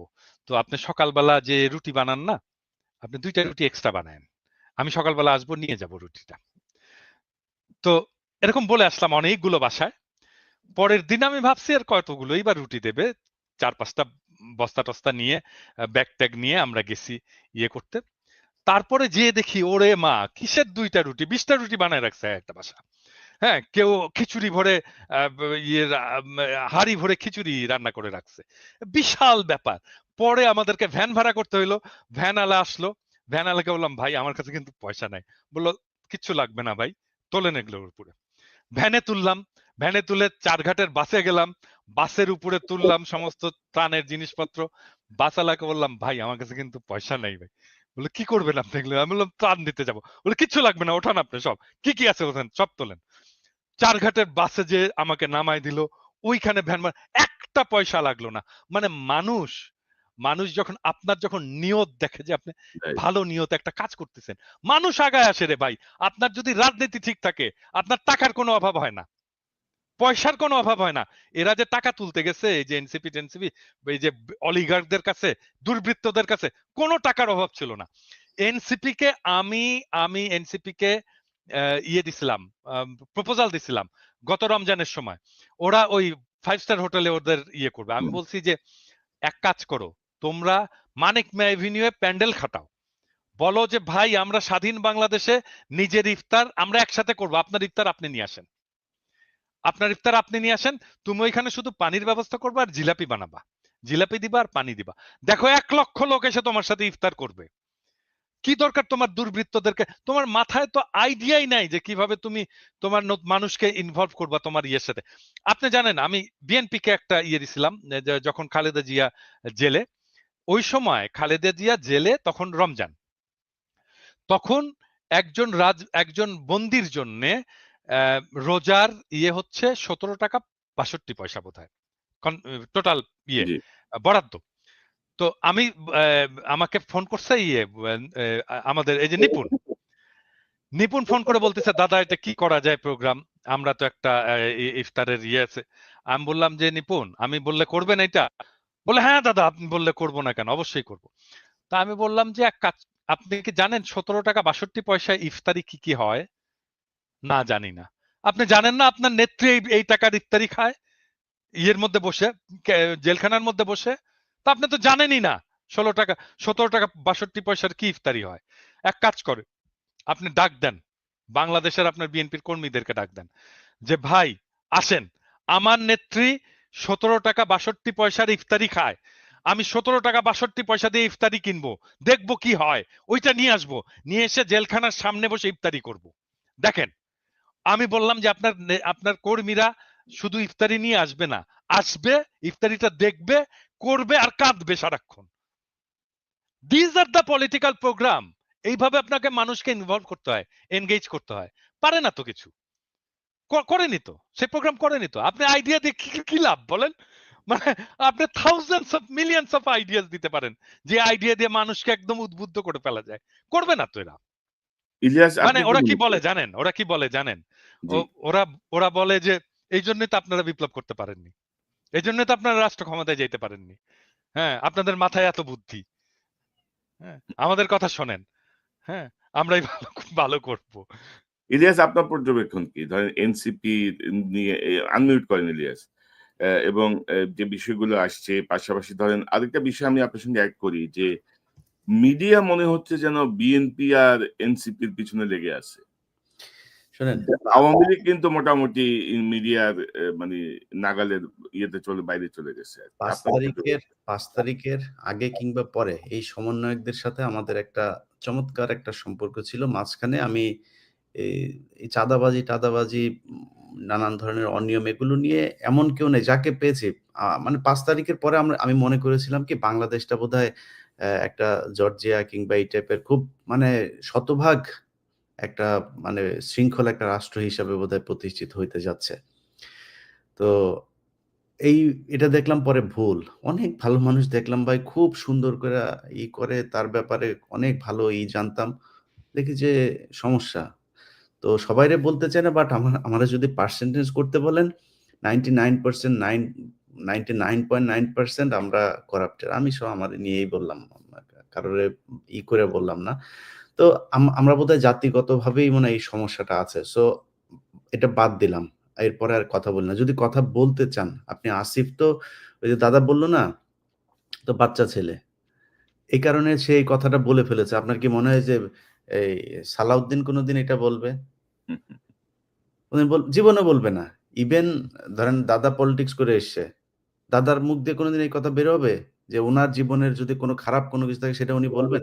এটা কৌশলে ওইভাবে উপস্থাপন করা হবে।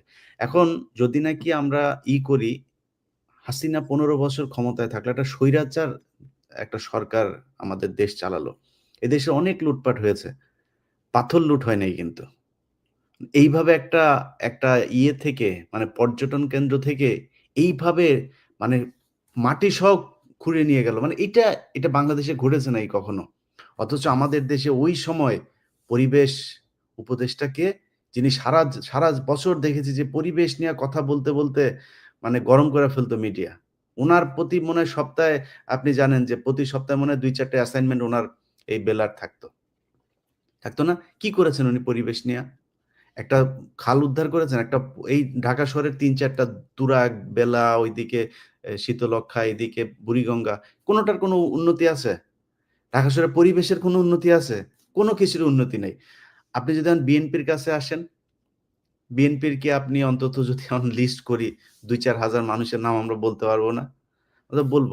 এখন আমরা আমাদের কি যে দুর্নীতির এই জায়গাটা আমার মনে হয় একটা পর্যায়ে গিয়ে ঠিক হয়ে যাবে। সো এদের কারো সাথে যে আমাদের খুব ব্যক্তিগত, দাদা বললেন আসিফের সাথে যেমন আমাদের সম্পর্ক আছে, আমাদের ইশরাকের সাথেও আমাদের এই কনক ভাইয়ের সাথে আমাদের এই গত কয়েকদিন আগেও আমরা অনেক বিষয় নিয়ে ইশরাক ভাইয়ের সাথে আলোচনা করলাম এবং এই সিটি কর্পোরেশনের সামনের যে ঘটনা, এটা নিয়েও আমাদের যেটা মনে হয়েছে আমরা সেই পরামর্শ ইশরাক ভাইকে দেয়ার চেষ্টা করেছি। সো কারো সাথে আমাদের সমস্যা নাই। এখন কথা হইলো যে আপনি যখন কিনা দুর্নীতি নিয়ে কথা বলতে যাবেন, যদি নাকি সবাই চলে আসেন, তাহলে তো আপনার এটা নিয়ে আলাপ করার দরকার নাই। দুর্নীতি যেটুকু আছে কিভাবে থামানো যায় সেটা চিন্তা করেন। এবং বিএনপির আর মিডিয়া, যেটা আপনি বললেন যে এখন এই মিডিয়া হচ্ছে বিএনপি আর এনসিপি কে, এটা মিডিয়ার বিষয় না। মিডিয়াতে তো এই হাসিনার সেই দোসররা আছেই। ডিজিএফআই নিজে অ্যাসাইনমেন্ট দিয়ে দেয়। ডিজিএফআই নিজেই ফুটেজ বের হয়, অডিও বের হয়, ভিডিও বের হয়। কোত্থেকে বের হয়? এটা কি সাধারণ মানুষ করতে পারে নাকি? এগুলি আমরা জানি না? তো ডিজিএফআই দেয়। ডিজিএফআই দিয়া বলে এই ঘটনা ঘটেছে, এবার এটা নিয়ে কাজ করো। সো এই জায়গাগুলো তো ঠিক করতে হবে। যেসব সুশীলরা আজকে 15ই আগস্ট নিয়ে করে খুব মনে হয় যেন তারা ন্যায়ের পথে অটল আছেন। কিছু, কিছু জায়গা নিয়ে তাদেরকে কেউই করতে পারবে না। তোরা কই ছিলি রে জুলাইতে?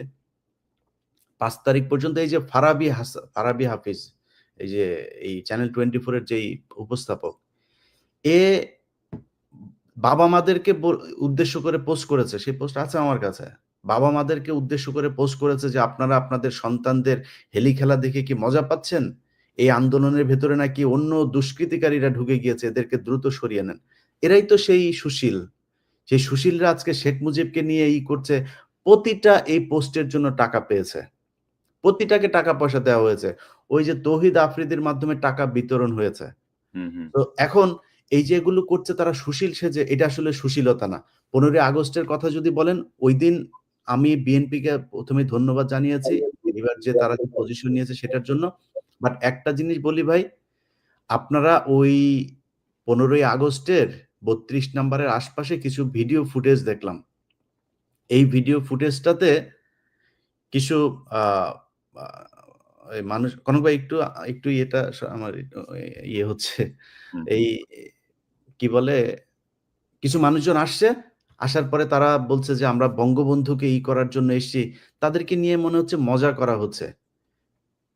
পরের 15ই আগস্টে এটা মাথায় রেখেন। এই মজা যদি করতে থাকেন না, তাইলে এই মজা নেয়ার লোকের সংখ্যা কিন্তু বাড়বে। এটা মজা করার জিনিস না। শেখ মুজিব, শেখ হাসিনাকে করা মানে, এই সাপোর্ট করা মানে ও নিজেও খুনি। ওরে খুনের মামলায় ঢুকাইতে হবে। পাশে ধানমন্ডি থানা আছে, ওরে ধানমন্ডি থানায় নিয়ে ঢুকান। ও খুনের দোসর, ও আওয়ামী লীগের দোসর। যদি শেখ মুজিবের ব্যাপারে আলাদা করে কেউ কিছু বলতে আসে, পিনাকি দাদা বই লিখেছে, উনার বই পড়েন। উনারে যদি বিশ্বাস না করেন, তাইলে যাদেরকে বিশ্বাস করেন মেজর আ জলিল, ওদের নিজেদের লোকজন, আতাউর রহমান খান, তারপরে এই ধরনের লোকজনরা, ইভেন তোফায়েল আহমেদের বইও পড়েন। ওইখানে অনেক কিছু আছে। শেখ মুজিব কত বড় মাপের বদমাইশ ছিল, এটা যদি নাকি গুগলেও দেখতে যান, বিদেশি বিভিন্ন টেলিভিশন ওই সময়ের এবিসি-টেবিসি, বিবিসি, এগুলো অনেক টেলিভিশনের একদম ভিজুয়াল নিউজ আছে। শেখ মুজিব তামাক খাচ্ছে আর বিশাল ভাবসাব নিয়ে পায়ের উপর পা তুলে দিয়ে বক্তব্য দিচ্ছে। তারে সাংবাদিক জিজ্ঞেস করছে, এই যে আপনার এখানে মানুষ মারা যাচ্ছে, সে বলছে এটা হচ্ছে মিথ্যা কথা। এটা প্রোপাগান্ডা। দেশে নাকি কোনো মানুষ মারা যাচ্ছে না। সে হাজার, হাজার মানুষকে সে সরাইখানা বানিয়ে তারপরে খাওয়াচ্ছে। এগুলো বিদেশি মিডিয়ার নিউজ। সো শেখ মুজিব কত বড় বদমাইশ ছিল, সেটা যদি নাকি মনে হয় আপনারা ঠিক করবেন, তাহলে আলোচনায় আসেন। বেশি মানুষের নেওয়ার দরকার নাই। ২-৪ জন থাকলেই চলবে। আপনারা যত মানুষ আসতে চান আইসেন। আমি এই ব্যাপারে একটু যারা শেখ মুজিবকে নিয়ে খুব আবেগতাড়িত হচ্ছেন, আমি আপনাদেরকে বিনয়ের সাথে একটি বিষয় বলতে চাই। সেটা আমার বলা দায়িত্ব। সেটা হচ্ছে যে শেখ মুজিবকে নিয়ে যদি আবেগতাড়িত হন, তাহলে শেখ মুজিবের সমস্ত কুকীর্তির দায় আপনাকেই নিতে হবে। এবং আপনাকে যেই কুকীর্তির দায়টা আমি দিতে চাই, সেটা হচ্ছে সিরাজ শিকদারকে পেছন থেকে গুলি করে হত্যা করা। নিরস্ত্র সিরাজ শিকদারকে হত্যা করেছে শেখ মুজিব। এইটার দায় নিতে হবে। সিরাজ শিকদার আমার নেতা। আমি আপনাকে এইটার জন্য এর শাস্তি আপনাকে আমি দেব। শেখ এগুলো নিয়ে মুজিবকে মামলা হওয়া সিরাজ উচিত। এগুলো নিয়ে শিকদারকে মামলা হত্যার উচিত স্যার। দায়ে এটা এই ১ম শাস্তি প্রশ্রয়। আপনাকে আমি দেব। এটা সিরাজ বাংলাদেশের শিকদার ১ম আমার প্রশ্রয়। নেতা। আমার নেতাকে হত্যা করার দায় আপনাকে নিতে হবে। শাটার হাড্ডি ভেঙে দেব হারামজাদা। শেখ মুজিবকে নিয়ে শোক গাথা, শুয়োরের বাচ্চা, তোর শাটার হাড্ডি ভেঙে দেবো। বাংলাদেশে যেদিন আমি আসবো, আমি সব কয়টা লিস্ট নিয়ে রাখছি। শুয়োরের বাচ্চা, সিরাজ শিকদারকে হত্যার বদলা তোকে দেওয়া হবে, শুয়োরের বাচ্চা হারামজাদা। না, তবে দাদা ধরেন এখন একটা নতুন ন্যারেটিভসকে সামনে আনা হচ্ছে যে ধরেন হাসিনা পলাতক। আমরা তো আসলে হাসিনা না, কিন্তু শেখ মুজিবের অবদান তো অস্বীকার করা যাবে না। শেখ মুজিবুর শেখ রহমানের মুজিবের জন্য অবদান আমরা আছি। আমার নেতাকে উনি হত্যা আমাদের করছে, জন্য নাই। শাটার হাড্ডি ভেঙে দেওয়া হবে। শাটার হাড্ডি ভেঙে দেওয়া হবে। তুমি শেখ মুজিবকে যদি মানে এগুলো নিয়ে ওন দাদা, করো, তুমি দাদা শেখ এ মুজিব এ এই জিনিসগুলো নিয়ে দাদা মামলা হওয়া উচিত। আইনগতভাবে তার মরণোত্তর বিচার হওয়া উচিত। এই যে ৩০,০০০ জাসদের নেতাকর্মীকে হত্যা করা, তার 15,000 হত্যা করা, তারপরে আমি হচ্ছে জাসদ যে করি না, আমি তার জাসদ করি না, আমি জাসদ করি না, আমি না, কমিউনিস্ট তারও তো ছিলাম। মানুষ। সিরাজ শিকদার আমার নেতা, আমার নেতাকে হুম। মারার বদলা আমি নেব, শুয়োরের বাচ্চা তো। এবং তার এটা তো তার বক্তব্যই আছে। সে বলেছে, "কোথায় আজ সিরাজ শিকদার?" তার মানে সে মেরেছে, মেরে বুক ফুলিয়ে তারপরে সংসদে দাঁড়িয়ে বলেছে যে সে খুন করেছে, এই হত্যার সাথে সে জড়িত, এবং সেটা বাংলাদেশের ১ম ক্রস ফায়ার। অতএব এগুলোর মরণোত্তর বিচার হওয়া উচিত। এবং যারা আজকে এগুলো করছে, এরা তো আসলে মানে শেখ মুজিবের জন্য কান্দে না। এদেরকে পয়সা দেওয়া হয়েছে। এর মধ্যে কিছু আসে চামড়া ব্যবসায়ী, পয়সা পিছন দিয়ে হান্দায় দেওয়া হবে ওই সময়, চামড়া ব্যবসায়ী, পয়সা পেছন এরা দিয়ে হান্দায় চামড়া দেওয়া হবে। এখানে চামড়া এখানে টাকা ইলিয়াস দিলে সব করতে পারে। ইলিয়াস এখানে আরেকটা বিষয় আমি যেটা শুনলাম যে টাকা যেমন আছে, আবার কোন শিল্পী কোন জায়গার তাদেরকে ব্ল্যাকমেইলও করা হচ্ছে।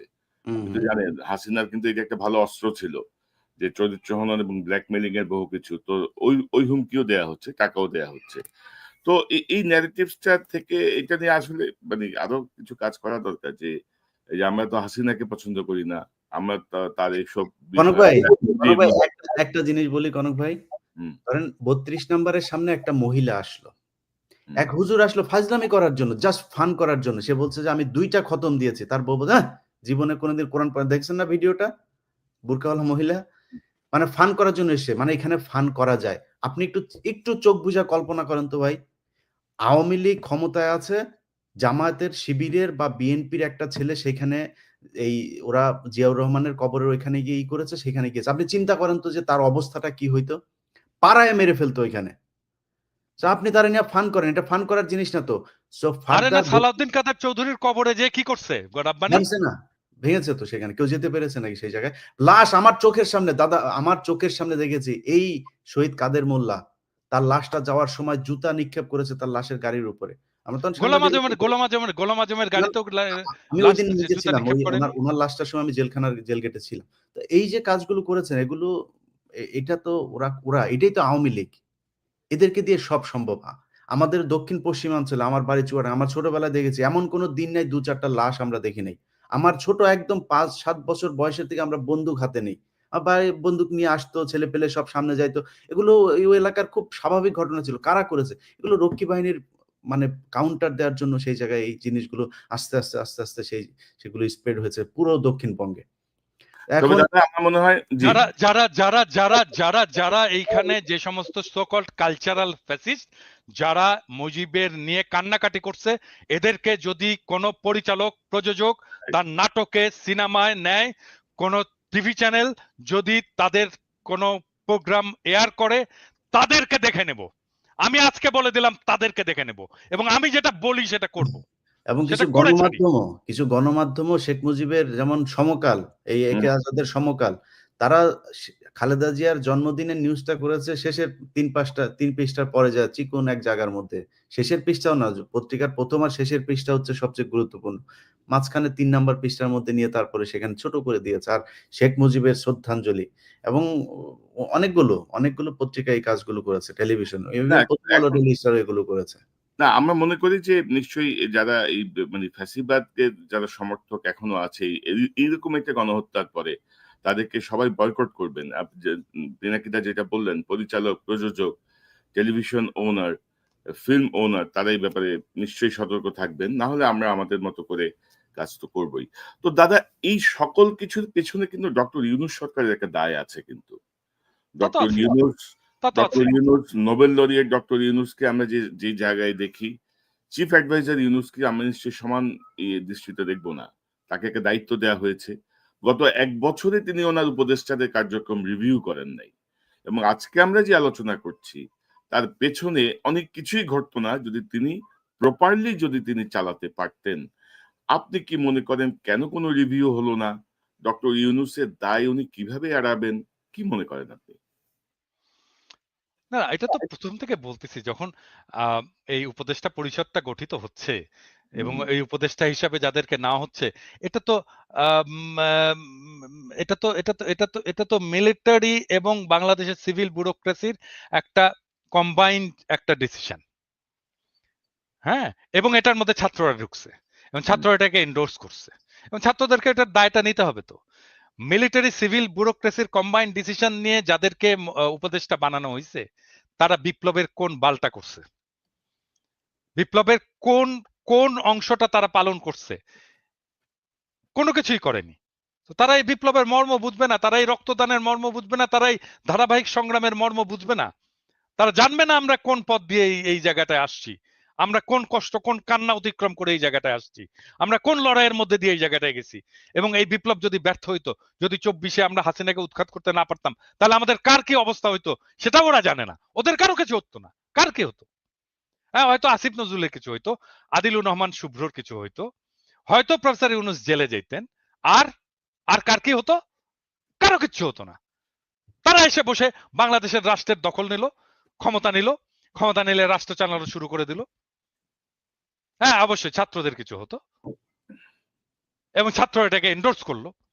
আমরা বারবার করে বলে আসতেছিলাম একটা বিপ্লবী সরকারের প্রয়োজনীয়তার কথা। কেউ মাথায় নিল না, কেউ কানে তুললো না। একটা বিপ্লব হলো, বিপ্লব বাদ দেন, একটা সরকার পতন হলো, পতন যারা করলো তারা তো ক্ষমতা দখল করবে। তো কেন একটা জাতীয় সরকার হলো না? কেন রাজনৈতিক দলগুলো একটা জাতীয় সরকার করলো না? কেন এই উপদেষ্টা পরিষদের মধ্যে রাজনৈতিক দলের নেতাগুলো নাই? থাকলে তো আজকে এই অবস্থা হতো না। আপনি দেখেন প্রফেসর ইউনূস 2 বার ওই যে বডি সোহেল আছে না, বডি সোহেলের সাথে মিটিং করছে 2 বার ডেকে নিয়ে তার অফিসে।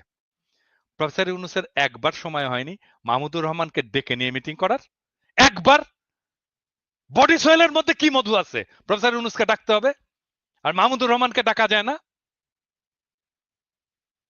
কোথাও ডাকছে? মাহমুদুর রহমানকে কোথাও এনগেজ করছে? করেনি। দেবপ্রিয়কে করে এসে এনগেজ, অমুককে করে এসে এনগেজ, তমুককে করে এসে এনগেজ, আর একটা করে ঝামেলা করে।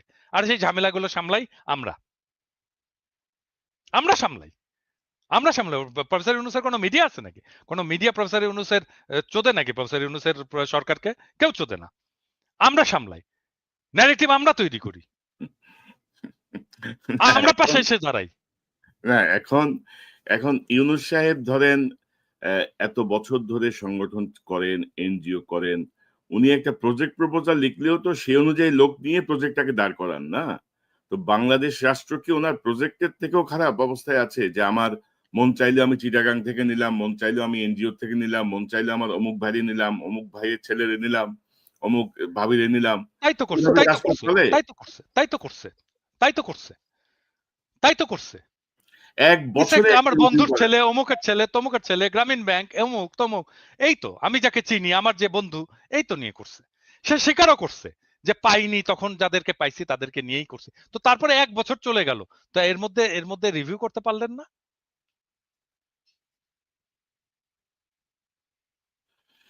না, এই দায় তো নিতে হবে। এবং আমি তো অনেক আরো খারাপ কথা শুনি, খারাপ খবর শুনি। আমি জানি না ওইদিকে যাচ্ছে কিনা, কি হচ্ছে আদৌ ওনার, উনি কতটুকু নির্বাচনে সক্ষম হবেন। মানে এই পরিস্থিতিতে আমি ধরেন আওয়ামী লীগের সচিব, আওয়ামী লীগের সেনা অফিসার, আওয়ামী লীগের পুলিশ কর্মকর্তা, আওয়ামী লীগের মাস্টার, সব প্রত্যেকে মানে ধরেন যারা ৩-৪টা নির্বাচনের অভিজ্ঞতা সম্পন্ন, মানে রিগড নির্বাচনের অভিজ্ঞতা সম্পন্ন, তারা প্রত্যেকেই স্ব জায়গায় বহাল। আপনি কোথাও টাচ করেন নাই। আপনি কি সাজতে চাচ্ছেন? আপনি কিভাবে একটা সুষ্ঠু নির্বাচনে আদৌ কি সক্ষম হবেন? এই প্রশ্নগুলো তো আসছে দাদা এখন।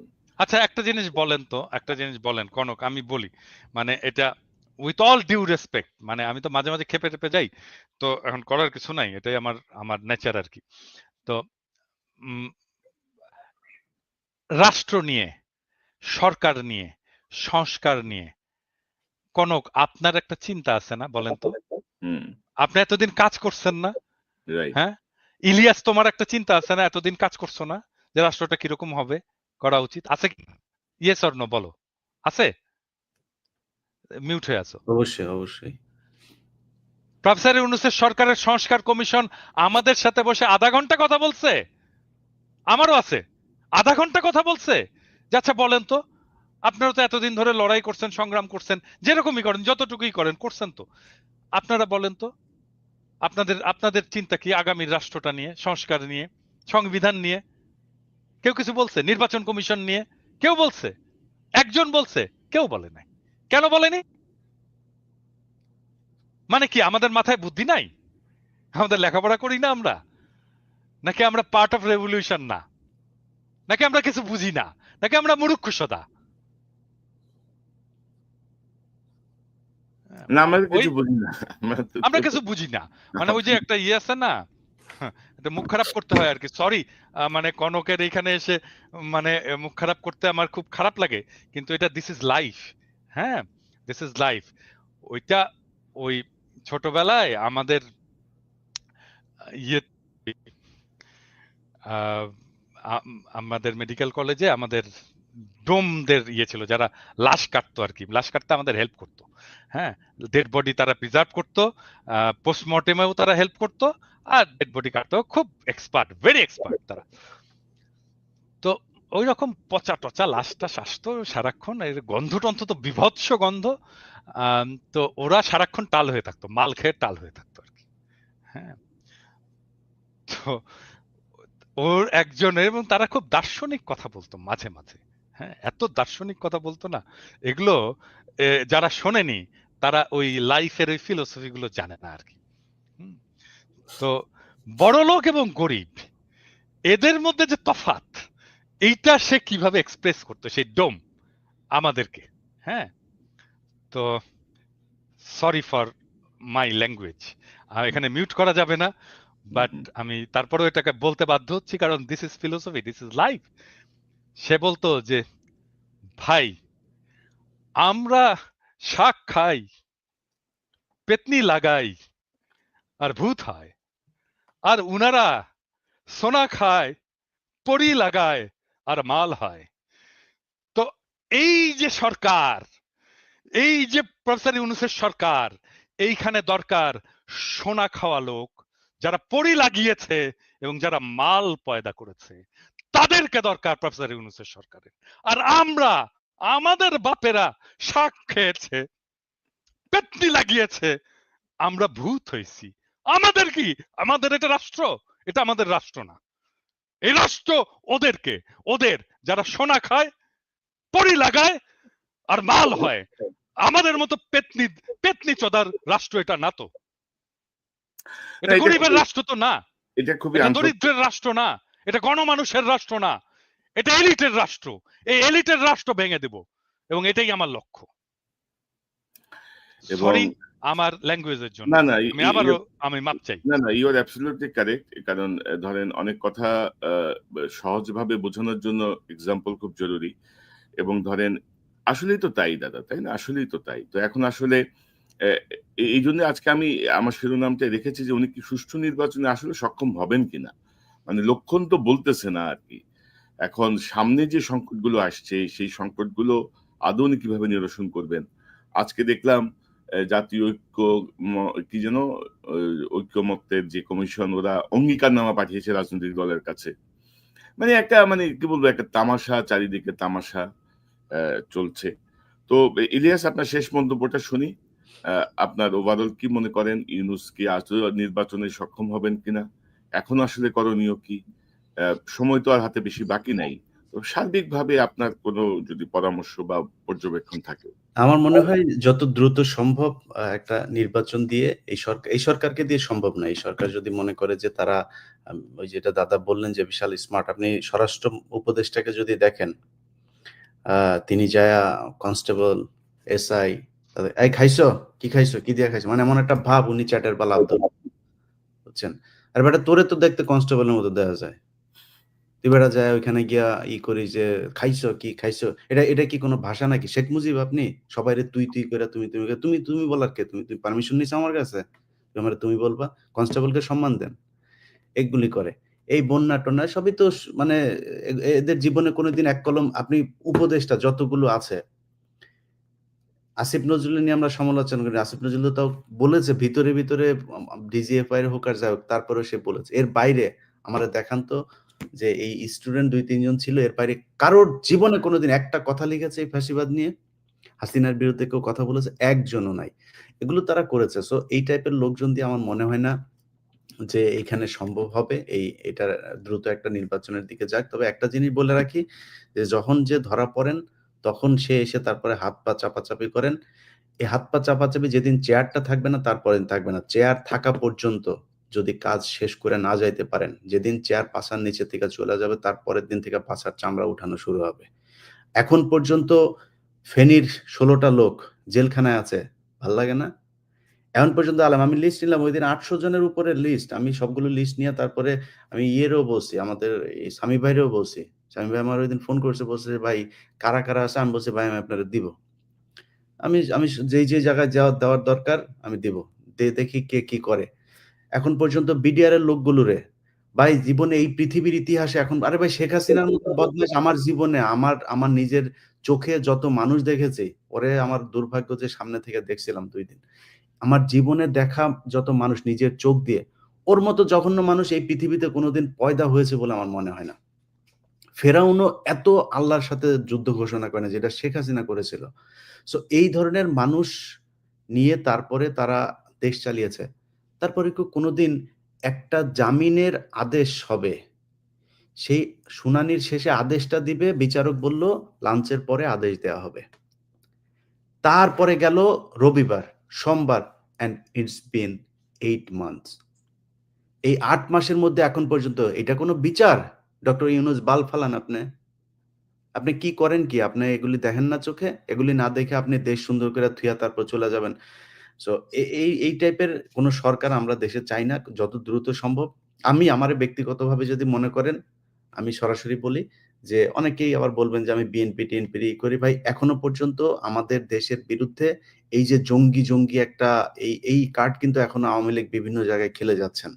আমি মনে করি বিএনপির ক্ষমতায় আসা উচিত এবার। এবং আমার বিশ্বাস আমি তারেক রহমানের বিভিন্ন পলিসি-টলিসি এগুলোর ব্যাপারে যতটুকু জানি এবং বিএনপি যেটা সত্যি কথা এই যে বললেন যে চাঁদাবাজি প্রতিদিন নিউজ হচ্ছে বিএনপির ছাত্রদলের অমুক কোন এক উপজেলার জেলার আরে ভাই সে ছাত্রদল। মানে এক গ্রামের এক ওয়ার্ডের এক স্বেচ্ছাসেবক দলের এক সেক্রেটারি। তারে নিয়েও নিউজ হয় বিএনপির ছাত্রদল এই কি স্বেচ্ছাসেবক দল নেতা। মানে দেখে মনে হয় যেন কেন্দ্রীয় নেতা বোধহয় চাঁদাবাজি করেছে। আপনি আসিফ সহ এই যে এদেরকে যেইভাবে কালার করা হচ্ছে, যদি আপনি করতে যান, কোন মন্ত্রণালয় সুষ্ঠুভাবে চলছে একটা মন্ত্রণালয় দেখান। সবখানেই তো দুর্নীতি হচ্ছে। কেন করা হচ্ছে? কারণ টার্গেট এনসিপি এবং বিএনপি। এই ২ টাকে যেকোনোভাবে কালার করা হবে। সো এগুলো করা হচ্ছে আমার মনে হয় এই পরিস্থিতি যদি তারেক রহমান দেশে আসতো বা একটা সরকার যদি ক্ষমতায় থাকতো, তাহলে মনে হয় এই অবস্থা হতো না। এবং বিএনপি কিন্তু তাদের যেকোনো কারোর বিরুদ্ধে অভিযোগ আসলে সাথে তাকে বহিষ্কার করছে। তারা যে আওয়ামী লীগের মতো যা মনে চায় তাই করছে, কেউ কিছু বললে কেয়ার করছে না, এরকম না কিন্তু। তারা সাথে বহিষ্কার করছে। হচ্ছে তো ব্যবস্থা নেয়া।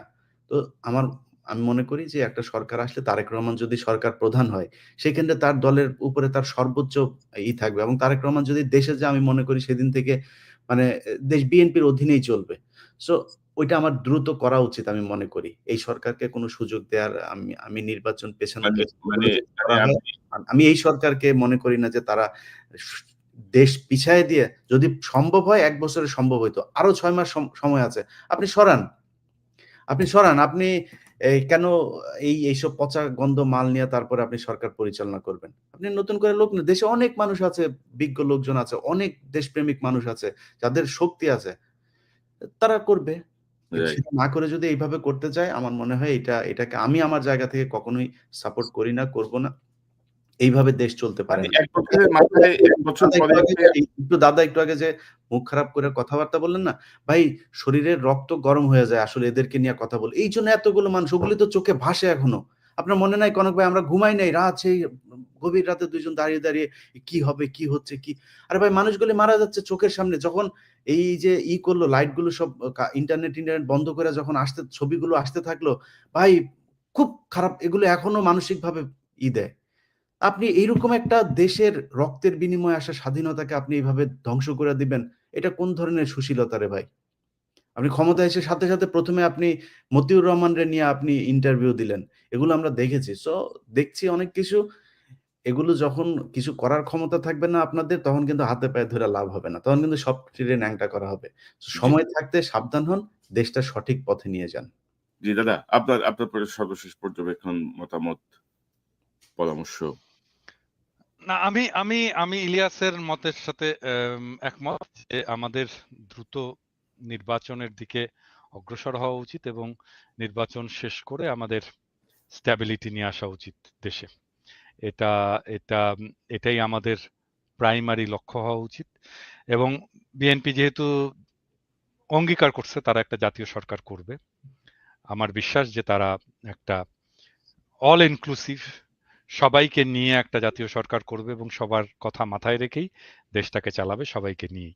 যদি সেটা চালায়, ওয়েল অ্যান্ড গুড। অবশ্যই নির্বাচনটাকে আরো অনেক সময় আছে, কারণ আমি আমি আর একটা কনসার্নের কথা বলেছি, সেটা হচ্ছে যে এখনো 63% মানুষ ঠিক করেনি কাকে ভোট দেবে। সো এই 63% মানুষের ঠিক করার উপরেই নির্ভর করবে আগামীর রাজনীতি কি হবে, আগামী রাজনীতি কি হিসেবে নির্বাচিত হবে। কোনো ফ্রন্ট যদি তৈরি হয়, গড়ে ওঠে, রাজনৈতিক ভয়েস যদি দেয় 63% মানুষকে, প্রবাবলি তাহলে এই 63% মানুষের সমর্থিত দলগুলোই বা ফ্রন্টই রাজনৈতিক ক্ষমতায় যাবে। দেখা যাক কি হয় সামনের দিনগুলোতে, আরো অনেক হয়তো না, আমি একটু যদি অ্যাড করি যে আপনি নির্বাচন, ইলিয়াস নির্বাচনে চাচ্ছেন, আপনিও নির্বাচনের কথা বলছেন, আমিও নির্বাচন চাই, যত দ্রুত সম্ভব নির্বাচন হোক। কিন্তু এই যে সক্ষম হবেন কিনা ডক্টর ইউনূস, এই সক্ষমতার জন্য কি করণীয়? এই যে আগামী যে ৬ মাস আছে, এই সময় ৬ মাসে আসলে পিন পয়েন্ট কি ভাই করণীয়? সক্ষমতা অর্জনের জন্য তো আপনি এই অক্ষম উপদেষ্টাদের দেয়া সম্ভব না। তাহলে আপনার রিশাফল করতে হবে। না হলে নির্বাচন দিয়ে দিতে হবে। প্রশাসন তো এখন বিএনপির দখলেই আছে। সো আমার মনে হয় অসম্ভব কিছু না। কি হবে? হয় বিএনপি আসবে নাহলে জামাত এনসিপি আসবে। সমস্যা কি কোথায়? আদৌ বিএনপির দখলে না, আছে? প্রশাসন বিএনপির দখলে থাকলে তো সেটা নিরপেক্ষ নির্বাচন হলো না, না, না সে তো আমি তো বায়াস নির্বাচন ভাই হলো। বিএনপি আমি তো সেটাই বললাম যে আপনাকে তো বিএনপির হাতেই দিতে হবে বা জামাতের হাতে দিতে হবে। কারণ বিএনপি যদি ক্ষমতায় আসে, আসলে আমি ওইটাই ওই কথাটা বোধহয় ওই সময় শেষ করে নিয়েছি। আমি চাই এবার আসুক জামাত ইসলাম, তাদের সাংগঠনিকভাবে আরো বেশি সমৃদ্ধ হোক, তাদের তাদের মানুষের কথা আরো বলুক, এবং আমার মনে হয় এই ৫ বছরে বিএনপি যত ভুল করবে ততটা জামাতমুখী হবে মানুষ। সো ৫ বছর পরে জামাত আসুক। এখন যেহেতু হাসিনা যাওয়ার পরপরই আমি আমার ব্যক্তিগত মতামত যদি জিজ্ঞেস করেন, আমি মনে করি কোনো ইসলামী দলের এখন এই মুহূর্তে ক্ষমতায় আসা ঠিক না। যাদের নামের সাথে ইসলাম আছে, এবং আমি মনে করি ভাই আমি অত বিশাল ঈমান আমার শক্ত না, তো এই কারণে বললাম এটা আবার নিয়ে অনেকে অনেক কথাবার্তা বলবেন। বাট বিএনপিরই আসা উচিত। তারেক রহমানকে এই সুযোগটুকু দেওয়া উচিত। এখনো খালেদা জিয়া তার মতামত রাখার মতো ওইটুক সক্ষমতা তার শারীরিকভাবে আছে। আল্লাহ তাকে আরো অনেক সুস্থ করে দিক। আমার মনে হয় বেটার হবে। এখন বিএনপির যেগুলো দেখা হচ্ছে এত আচ্ছা ভাই একটা জিনিস বলি। ধরেন আগে ইজারা নেওয়া হইতো একটা গরুর হাটের। মানে আগে নেওয়া হইতো না, সেটা কে নিত? মানে সেটা কি মানে সাধারণ মানুষ নিত নাকি? আওয়ামী লীগের লোকই তো নিত। হুম, হুম। এখন সমস্যাটা হচ্ছে আপনার তো কোনো সরকার নাই, কোনো প্রশাসন নাই, নিয়ম নাই, শৃঙ্খলা নাই। বিএনপির ৩ গ্রুপ যায় ঠেলাঠেলি করছে। এখন হঠাৎ করে আসে চাঁদাবাজি। চাঁদাবাজি হয় নাই কবে? মানে এই যে ট্রাক আসে ঢাকায়, কোনদিন কি একদিনের জন্য কি বন্ধ ছিল আপনি বলেন তো? এখনো হয়। আমি এটার সমর্থনে কথা বলছি না। কিন্তু হয়তো হতো। ৫ই এখন আগস্টের পরে কয়েকদিন বন্ধ ছিল। হুম, ওইটা হয়েছে। ওইটা তো অন্য জিনিস। ওই সময় তো দ্রুত কিছুই ছিল করেছে। না। ওই সময় জনগণের হাতেই দেশ ছিল। যেই কারণে বন্ধ ছিল। কিন্তু জনগণের হাতে ছাড়া কোনো সরকার প্রশাসকের হাতে যখন দেশ ছিল কখনোই এটা বন্ধ রাখা যায়নি। হয়তো মিলিটারি কিছু সময় 111 এর কিছু সময়টাতেই ছিল, কিছু ভালো সময় ছিল। যাক এটাই আরকি। তো চাঁদাবাজি এই দেশে ছিল, বন্ধ হওয়া উচিত। যেভাবে এখন বলা হয় দেশটা এত পরিমাণে একদম নতুন করে মনে হচ্ছে বিভিন্ন খাতে চাঁদাবাজি শুরু হয়েছে, এই পরিস্থিতি হয়নি। বাট না, যদি হয়ে থাকে কিছু, কিছু না, জায়গায় আমার মনে ইলিয়াস, হয় তারেক রহমান ক্ষমতায় গেলে আরো ভালো হবে পরিস্থিতি। ইলিয়াস, এখানে আরেকটা প্রশ্ন খুবই গুরুত্বপূর্ণ, যেটা আপনি বলছিলেন যে বিএনপির সাথে বহিষ্কার করছে। কিন্তু আপনি যদি দেখেন যে এ পর্যন্ত কঠোর কোনো পদক্ষেপ কি নেয়া হয়েছে সরকারের পক্ষ থেকে? এটা তো ম্যাজিস্ট্রেসি বিএনপির দায় পাওয়ার নয়। নিয়ে তো বিএনপি ম্যাজিস্ট্রেসি তো তারা পাওয়ার নিয়ে ধরে তো জেলে পাঠাবে না। আছে। জেলে নিবে কে? জেলে নিবে সরকার। জেলে তাহলে তো আর বিএনপি পাঠাবে না।